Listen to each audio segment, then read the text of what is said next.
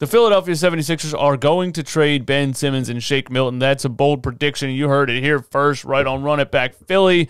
We're going to talk about that a little bit, and we're going to talk about the game last night against the Miami Heat, who are down several players, some interesting things during that game. Let's get into it.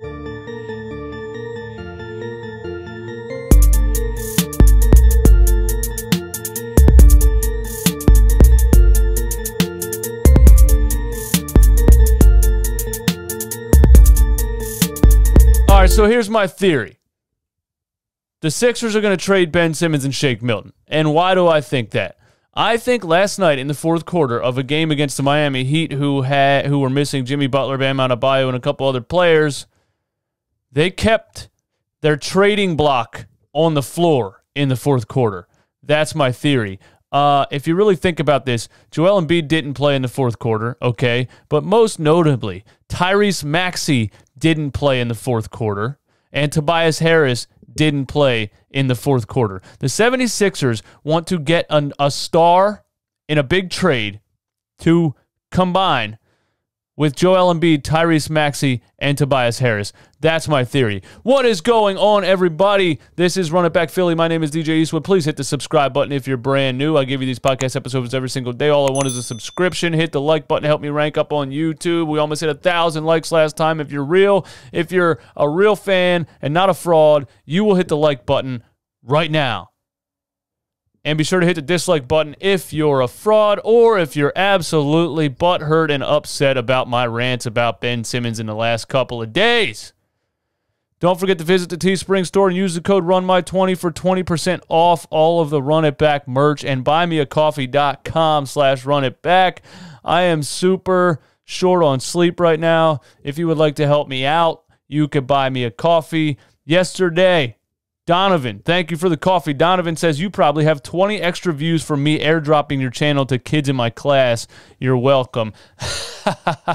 Thank you for that, Donovan, watching my videos in class. Hey, man, stay in school and pay attention, all right? Get yourself an education. You're missing out on important stuff watching Run It Back Philly in class. All right, let's get into it. Yeah, so it came down to the fourth quarter last night. The Sixers were already up by 20. And somebody on Twitter, shout out to whoever said it to me, said that the Sixers are increasing Ben Simmons' trade value with his fourth quarter minutes in a blowout. And I didn't really think much of it until I watched the condensed version of the game today.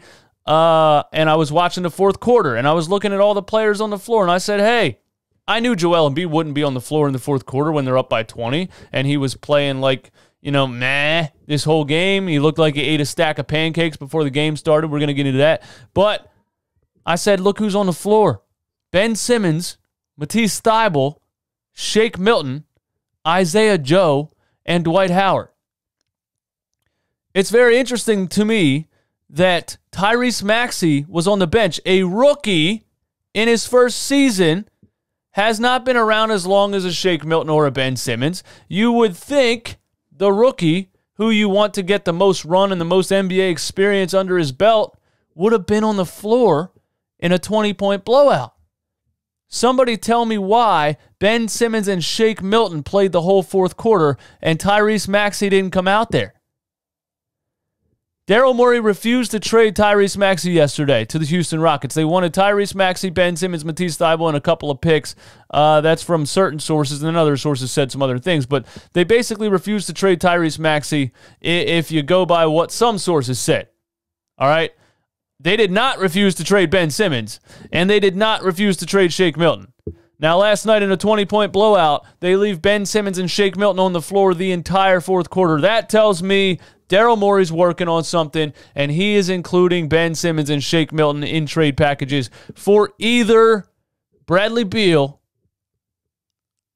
or Zach LaVine. Now, the Bulls didn't say that Zach LaVine is available. They never say that, but if they continue to underperform and have a bad record, they might move on with him only having, 2 years left on his contract. Bradley Beal, Washington, terrible start. I don't know why they thought Russell Westbrook was going to make them a good team, but they did. They gave up John Wall and a first-round pick for him, which is just insane. And it's not working out. It might be time for the Washington Wizards to hit the tank. tankathon.com style. You know what I mean? Go into the gutter and try to get the highest draft pick they can possibly get. And guess what? We would take Bradley Beal. And if you add Bradley Beal to this team with Joel Embiid, Tyrese Maxey, Seth Curry, Tobias Harris, Dwight Howard coming off the bench. Yes, losing Shake Milton would be huge, detrimental. He's a great guy off the bench. But if you can package Ben Simmons and Shake Milton for Bradley Beal, the Philadelphia 76ers are favorites to win a championship, or at least favorites to win the East and face the Lakers in the Western Conference. That's my take on it. You guys give me your opinion on what you think of the fourth quarter last night and why those certain players were on the floor and those certain players were off the floor. That's just how I see it. That's how I view it, and I'm pretty sure that's what's going to happen. Let's talk about the game a little bit. I didn't really care to talk about it that much because the Miami Heat are still missing players. And yes, we're 8-4 or we're 9-4 or whatever we are. We played the Washington Wizards twice. We played the Brooklyn Nets without their starters. We lost to the Cavs. We played a bunch of bad teams, and then we played the Charlotte Hornets twice. We played a bunch of bad teams, and then we played the Miami Heat with none of their players. We still have not seen this Sixers team against a quality NBA opponent with a healthy roster. I'm not sold on it.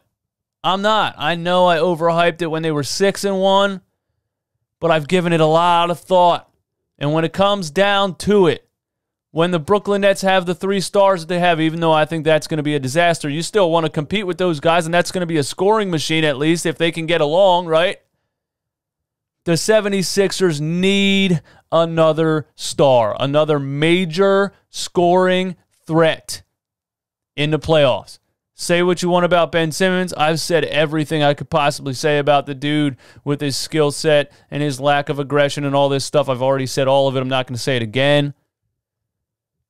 Hey, you can't give the ball to Ben Simmons in the fourth quarter of a playoff game. You can't. We've seen it for how many seasons now, and we're seeing it this year in the beginning of the regular season in COVID-19 times. You know what I mean? You need a guy that when it's the fourth quarter of a close game, you need a Jimmy Butler type of guy that can go one-on-one and make something happen, put the team on his back. Joel Embiid can do it to a certain extent. But we need that guy, and I think Daryl Morey knows that. Miami was still down some players. We played better defense against Tyler Hero and these guys because we had better defenders on the floor. You know, we get Tobias Harris back. We get a couple guys back, Shake Milton back, and, you know, Isaiah Joe and Dakota Mathias aren't out there getting their asses kicked by Tyler Hero. So we put up a better defensive effort in this game. Gabe Vincent is still a bucket. I can't figure this dude out to save my life. I don't know where he came from, but the Miami Heat may have another sleeper on their hands like a Kendrick Nunn. You know what I mean? Gabe Vincent finishes with 21 points and 8 assists. I mean, the guy went for 24 and 21 against us. That's a little bit embarrassing. But if you look at his array of shots, I mean, he's hitting deep threes. He's hitting floaters. He's hitting bank shots off of 1 foot. The dude, Gabe Vincent has impressed me. Incredibly impressed me. Okay, so Tyrese Maxey started the game. That's the first thing I wanted to talk about before I went into this trade scenario and all that stuff. It really took me by surprise a little bit. I said, okay, Shake Milton's coming back. I know Shake Milton started in place of Seth Curry. I'm pretty sure when Seth first went out with the sore ankle or whatever he had, and then they found out halfway through that game that he had COVID and everything went downhill. But Shake Milton started that game. I'm pretty sure. You can correct me if I'm wrong. But this game, Shake Milton comes back, and Tyrese Maxey gets the start. I was a little bit shocked by it, but that just shows me how much value and how much Doc Rivers absolutely loves this kid, man. This kid's potential is through the roof. He has the chance to be a legitimate NBA starting point guard right now. So Tyrese Maxey starts the game hot. He goes 5 for 5 for 11 points in the first quarter. 2 fast break dunks off of a steal by Danny Green, off of a steal by Ben Simmons. Beautiful plays.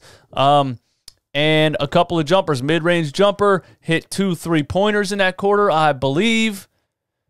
And the kid just looks like a complete package, absolute steal out of the draft. And people are telling me that he would have been a top 5 pick if it wasn't for March Madness getting, canceled due to COVID-19. So thank you, COVID-19, for giving us Tyrese Maxey. We'll take it. Oh, why is the door open?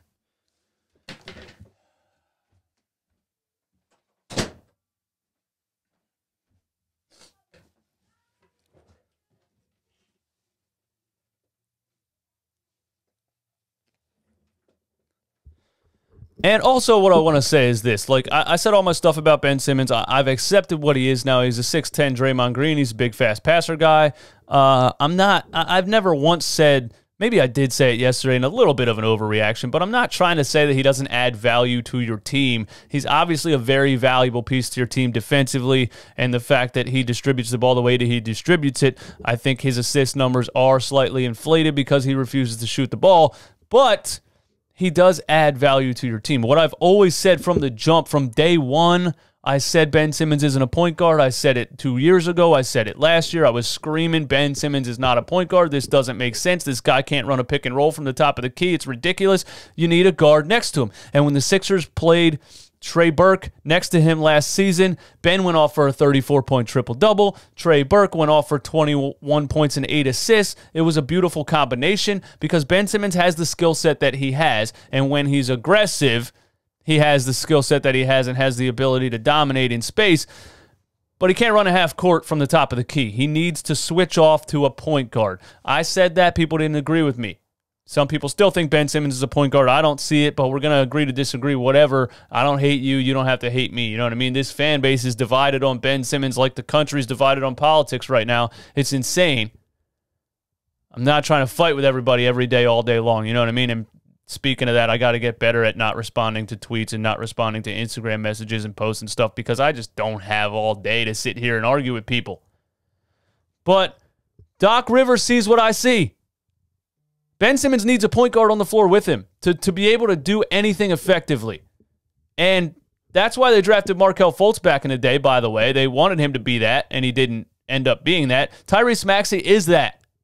And if we don't trade Ben Simmons and we keep him, and he's a 6'10 Draymond Green, big, fast passer guy who plays hard defense, very, very, very overpaid for that role, but it is what it is. We are the best organization in the world at overpaying players. Tyrese Maxey is that perfect complementary piece, that combo point guard that can run the pick and roll from the top of the key, make things happen, and then that burden is off of Ben Simmons' shoulders, I guess, because he refuses to try to learn how to do it. That's all I'm saying. So shout out to Tyrese Maxey. He looks fantastic, okay? Big, fast passer guy, goes for a 10-point triple-double. I know all the haters were going to come back at me and say, now what? Now what? Ben Simmons had a triple-double. He doesn't suck. He doesn't suck. Bro, it's a 10-point triple-double. That's nothing to write home about. I used to make fun of Lonzo Ball for having 10-point triple-doubles like nobody cares. You know what I mean? But he did hit a lot of wide-open three-point shooters in this game, partially because he refused to shoot the ball, but he does account for a lot of points. I will give you that. I will digress on that. He does add that value to you, and he drives the lane, and they wall him off, and he kicks it out to wide-open three-point shooters. I'm just saying when you're having nights when those three-point shooters aren't making those shots, you are fucked. That's what I'm saying. Hopefully I remember to edit that out. So people are still telling me Ben Simmons is hurt.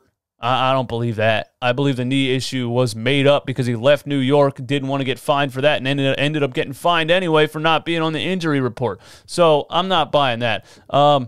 He did get benched in the first quarter for Shake Milton. About 4 minutes left in the first quarter. Nothing was happening. The Sixers only had 22 points. The Heat were up by 3. Ben had a couple of horrendous turnovers, and Doc Rivers said, "All right, I gotta get a ball handling point guard in the game." And he put Shake Milton in the game. Maxey was in the game too, but I'm just saying he benched Ben Simmons 4 minutes into the first quarter right after another big turnover when the Miami Heat were making a run. Doc can say what he wants to say in a press conference. I think he's seeing the same thing that I'm seeing. Like, bro, what are you doing? I can't get it done with this. Ben shot a corner 3 without hesitation. I enjoyed that very much. He missed it, but that's all we want you to do, Ben. We just want you to shoot the damn ball once in a while when you're wide open. Couple really weak layups that he missed. But, 10-point triple-double. Big, fast passer guy. Shout out to him, man. Whatever. I'm not going to downright berate the guy every day for the rest of my life. I'm not going to hate his guts for the rest of my life. I'm going to accept finally that he is what he is. He's not a transcendent superstar. He'll never be LeBron James 2.0. He's a 6'10 Draymond Green. That's what he is. But when the playoffs start, we're going to need something. We're going to need more than Ben Simmons. It was supposed to be Ben Simmons and Joel Embiid. Boom. Put shooters around them. They're both going to dominate. It's not looking like that. We're going to need something more in the playoffs. And Kelly Olynyk has basically mastered guarding Ben Simmons in the half court. He just backs up all the way, walls him off, and Ben can't get past him, and forces him to throw horrible turnovers and look really awkward and out of place, and kind of looks like he doesn't know how to play basketball at certain times. But, I'm not going to spend a whole bunch of time on Ben Simmons. Embiid, like I said, played like he ate a stack of pancakes before the game. Wasn't really impressed with his effort or his final stat line. He only finished with 9 points in 23 minutes. One of those Joel Embiid games, I guess, where he didn't show up. Who's the rookie that, I don't know if he's a rookie or not, but Carlos Silva had a huge block on Joel Embiid, played decent defense on him, and Joel just didn't show up at one of those games, I guess. So we get 10 points from Ben and 9 points from Joel. Shockingly, we win the game. We won the game because Shake Milton went ham for 31 points on a ridiculous array of shots. A lot of those came in the fourth quarter when he was the only scoring threat on the floor because Ben Simmons was out there, who is not a scoring threat. But great game by Shake Milton. The guy is just a 3-level scorer. Such a sneaky, kind of quick, slow game. Does this little one dribble, really slow 2 steps. Looks like he can just kind of skip his way to the rim anytime he wants. It's absolutely beautiful. I love the guy. I'm going to be very depressed a little bit when we do trade him because I know for a fact he's in the trade package. Just hear me out, man. Just write it down and book it. You heard it here first. Ben Simmons and Shake Milton are getting traded. It's going to happen. My favorite play from Shake Milton in his game was his baseline Allen Iverson step-back jumper. It was beautiful. I called it the dribble, dribble, whoop. You know what I mean? Dribble, dribble, whoop. Leave the defender hanging. Hit that step-back jumper, dribble, dribble, whoop. Beautiful. Beautiful by Shake Milton. Isaiah Joe played a little bit of defense in this game. Had a block on Tyler Hero. I was roasting Isaiah Joe for his defense in the last game, and he hit a couple of big threes. Is Isaiah Joe looking better than Furkan Korkmaz, and how much better is he looking than Furkan Korkmaz? He was 4 for 8 from 3 for 12 points, and the block on Tyler Hero, like I said, I'm absolutely loving Isaiah Joe. I remember watching his college highlights when I wanted to draft him. I had him way too high on the board. I didn't realize we could get Tyrese Maxey and then take Isaiah Joe a little bit later. He's an absolute sniper, and I'm loving everything about the kid. Throw Furkan Korkmaz in the trade package also, because give all his minutes to Isaiah Joe at this point. This dude is balling out, and he looks like a very, very consistent three-point shooter. It's one of those guys that when he's wide open, you don't think, like, please make this. You assume he's making it. That's how I feel about some of these guys. That's how I feel about Shake Milton. When he's wide open, you assume that he's making it. He's one of those kind of shooters. Tobias Harris, what did he have in this game? He had 18 points, led the team. No, Shake Milton led the team, but Tobias Harris had 18 points, 7 for 13, 2 for 4 from 3, 4 rebounds. A lot of dunks. Like I said, Tobias Harris is looking like he's in great shape. He's looking younger. He's looking faster. He's looking spry. He looks like he has a bounce to him that we haven't seen in a long time. I don't think I've seen Tobias Harris dunk the ball this many times in a game in his entire Sixers tenure. He just looks so much more athletic and quicker and has so much more bounce. I got to attribute that to Tobias Harris in the offseason. I think he said, yo, I'm tired of people saying I stink. I'm tired of people saying I'm the max contract guy that didn't deserve it. I'm going to get my ass in shape and play more like I played back in those LA Clippers days, and he's absolutely doing that. All of that has to do with Doc's system and the way that he runs plays for Tobias Harris also. So he just brought Tobias Harris back to life. I love every second of it. I'm so happy about it. He had the one ISO on, I think it was on Gabe Vincent on the left side of the court where they run this action where they put the whole team on the right side and they ISO the left side for Tobias Harris on the smaller man. It's beautiful. That's why he's good at playing power forward, because a power forward can't guard him, and if he's at the three, he can overpower the smaller man, and that's what he did here. He just took one dribble, completely overpowered Gabe Vincent, knocked him out of his way with his shoulder, and dunked the ball. I'm so happy about Tobias Harris, and I'm so happy that we have an opportunity to put a trade package together, to put another star on the floor next to Tobias Harris, Joel Embiid, and Tyrese Maxey. That's really all I have when it comes to this game. I do very, very much think there is a big trade on the way, because Daryl Morey is not the kind of guy that's going to sit on his hands. This team is not good enough right now to win a championship. If you think it is, you're out of your damn mind. Big trade package on the way. It's inevitable. This team needs another star. Just brace yourself for it, okay? And Ben Simmons fanboys, I'm sorry. I'm sorry to tell you. The Sixers were advertising him last night. The Sixers left him out there in the fourth quarter to boost his stats. I don't know how great it looked. He had a couple of horrible turnovers even in the fourth quarter against that Miami Heat team, but I'm pretty sure that's what's going on. You guys can give me all your thoughts and opinions on what's going on. My name is DJ Eastwood. This is Run It Back Philly. Thank you for watching. Hit the subscribe button if you're brand new. Hit the like button on the video. Hit the dislike button if you're a fraud. If you're listening on Apple Podcasts or Spotify, please give me a rating and a review. Have a great day. Peace.